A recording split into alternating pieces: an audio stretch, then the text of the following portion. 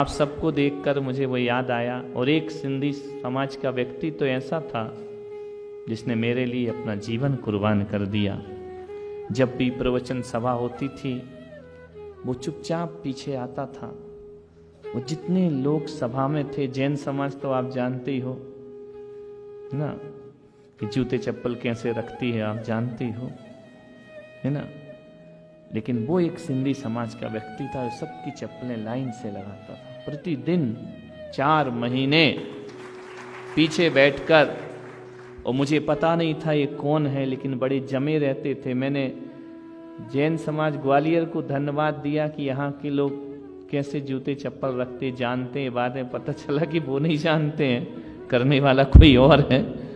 और जब मैं उससे मिला तो उस समय मुझे आज भी वह टीस मेरे मन में वह दुख है कि एक दिन वह जब प्रवचन समाप्ति पर था, पानी पीने के लिए वह जैसे ही वाटर कूलर के पास गया, उसको करंट लगा और वहीं उसका देहावसान हो गया। वो हमेशा मुझे आंखों में झूलता है वो व्यक्ति।